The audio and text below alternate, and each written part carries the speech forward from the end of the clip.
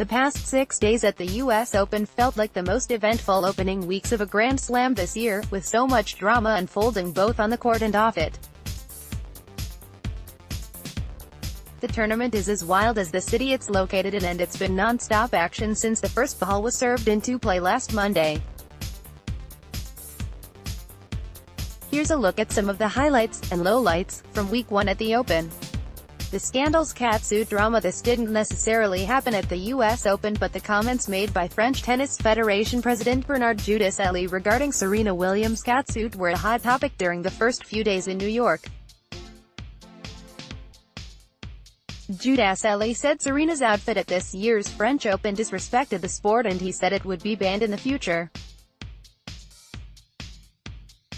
Roland Garros tournament director then said there might be a dress code at the event in the future.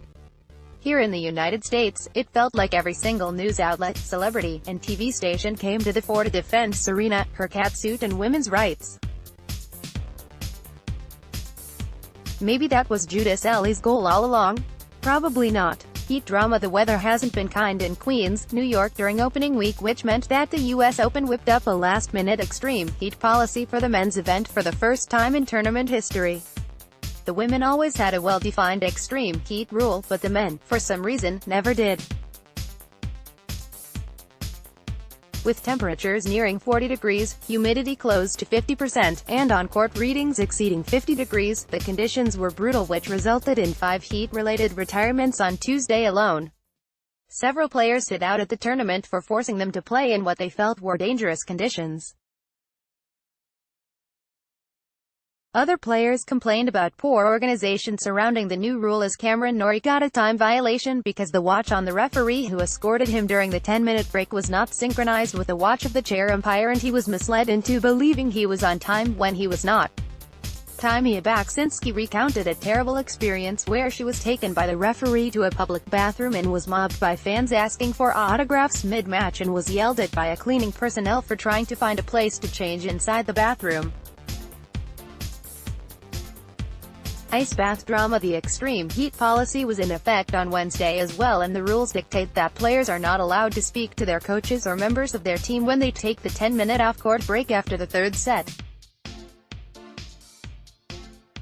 Andy Murray was furious during his match against Fernando Verdasco because he claims he walked into the locker room and saw the Spaniard talking to his coach and another player who was sitting in his box. Murray went and told the umpire and supervisor and was angry for being put in the position to have to try and enforce rules in the middle of a Grand Slam match. Verdasco later denied Murray's claims, saying he was talking to Marcos Bagdatis and his coach in the ice bath. Murray then posted on his Instagram a picture with the hashtag Bagdatis, added fuel to the fire by saying Verdasco was seen indeed talking to his coach in the locker room. The plot continues to thicken. Shirt change drama. Elise Cornet returned from the 10-minute break during her first round against Johanna Larsson with her shirt accidentally worn the wrong way.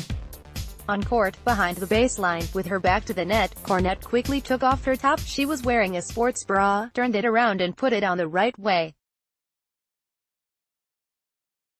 She then received a code violation for unsportsmanlike conduct from the umpire, which outraged both the French woman and everyone else watching. Why can a man change his shirt on court but a woman can't? The US Open released a statement the next day amending their change of attire policy. French player Elise Cornet handed a court violation at ElecScam at Follow ElecScam, August 29, 2018. Umpire drama. Chair umpire Mohamed Al-Labyani raised many eyebrows when he got off his perch and went down to give Nick Kyrgios a pep talk during the Aussies' second round against Pierre-Hugues Herbert. Kyrgios was down a set and 0-3, and Labyani intended to warn him about tanking. Instead, the umpire was heard giving encouraging words to Kyrgios, who went on to win the match, raising his level considerably. Herbert understandably was unhappy with the umpire's actions. Roger Federer agreed that it wasn't the umpire's role to do that, and public opinion mostly concurred. Liani wasn't sanctioned by the USTA due to his strong track record, but the tournament referee admitted the Swede's actions went beyond protocol. His matches will be monitored moving forward. Not sure how the players feel about this, considering their track record is never taken into consideration if they make a mistake. Kyrgios won the second set after a pep talk from the chair umpire Liani. The USTA rep told me it is already looking into Liani's conduct in this match. Absurd scenes. Muguruza 3-6, 6-4, 6-4, second round. The 22-year-old Karolina Muchova took out 12th-seeded Garbiñe Muguruza in a late-night match on Louis Armstrong Stadium.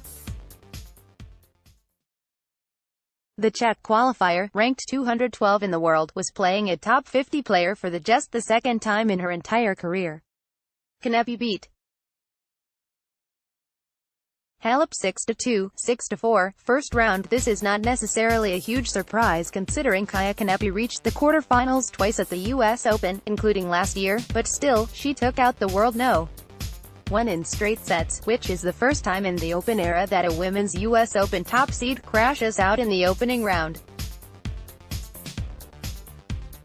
The Fortress Cilic beat de Minaur 4-6, 3-6, 6-3, 6-4, 7-5, third round in a match that ended at 2:22 a.m. 2014 champion Marin Cilic made a gritty comeback from 2 sets to love down against 19-year-old Alex de Minaur, who played his heart out before succumbing in 5 sets. With incredible speed, variety, and fighting spirit, de Minaur saved 7 match points and broke back when Cilic was serving for the win, but the No. 7 seed ultimately proved too strong. That 5th set was the most exciting stretch of tennis of the week, no doubt. Nadal beat Khachanov 5-7, 7-5, 7-6, 7, 7-6, 3, third round. This was arguably the best match of the opening week, with some stunning display from both Karen Khachanov and Rafael Nadal. At some point, it looked like Nadal was about to go down 2 sets to love, but the Spaniard pulled off his signature Houdini act to survive.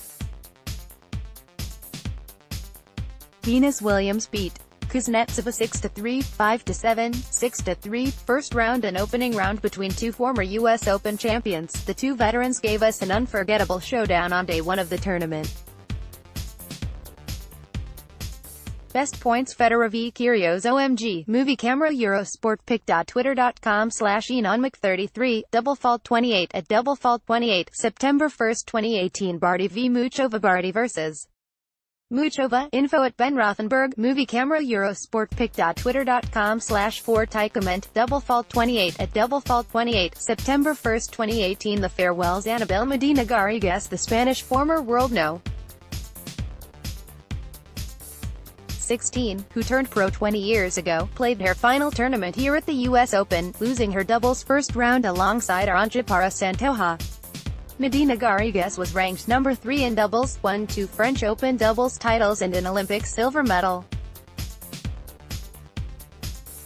The 36-year-old is Spain's current Fed Cup captain, and coached Yelena Ostapenko to the Roland Garros crowd last year. Olga Savchuk, the Ukrainian, hung up her rackets at the US Open following a 14-year career, playing doubles with her compatriot Elena Svitolina in New York this fortnight. She is a 3-time doubles titleist and represented Ukraine in both Fed Cup and the Olympics. David Ferrer, the Spanish ex-world number 3, played the last Grand Slam of his career at the US Open, retiring from his first round against Rafael Nadal. The former Roland Garros runner-up will play his last tournament at either Barcelona or Madrid next year. El año que viene me despedir con mi gente. Fue una lástima para mí no poder terminar el partido, pero me quedo con lo bueno de poder jugar en la pista central dos Open ante el jugador como Rafa y despedirme así de mi último Grand Slam. Es tiempo de descansar en chaviapic.twitter.com/5ensel8. David Ferrer at David Ferrer 87, August 28, 2018. Mikhail Yuzhny. The Russian's Grand Slam career came to an end in New York when he walked off the court with cramps, forced to retire in the 4th set of his opener against Marcos Baghdatis. The former world number 8 is set to retire at the St. Petersburg tournament later this month.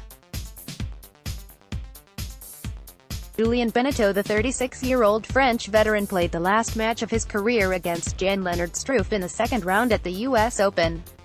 Benneteau is an Olympic bronze medalist and Davis Cup champion with France. He won the French Open doubles title in 2014 and was ranked a career high of 25 in singles and was No. 5 in doubles. Florian Mayer, the 34-year-old German, was sent into retirement by Borna Coric in the US Open first round. Mayer peaked at No. 18 in the world in 2011 and won 2 ATP titles in Bucharest in 2011 and Halle in 2016. Gaël Nestor, the Canadian doubles legend, is set to retire after his nation's Davis Cup tie with the Netherlands this month in bid farewell to his Grand Slam career with a first-round doubles loss to the Harrison brothers in New York, alongside his partner Bradley Clawn. Nestor is the first doubles player on the men's tour to reach 1,000 wins and the first in doubles to hold a sweep of all of the Grand Slams, Masters 1000 events and Olympic gold. 9 combining on closing keycap, 1 combining on closing keycap, tour level titles, 2 combining in closing keycap, 9 combining on closing keycap, years on tour, 1 combining on closing keycap. Night he'll never forget. Daniel Nestor enters the final chapter in his tennis career, maybe. Winking face. Tennis stars came together to roast the doubles player into retirement. Tears of joy. Pic.twitter.com/GoKvivalk, ATP World Tour, @WorldTours, August 7, 2018.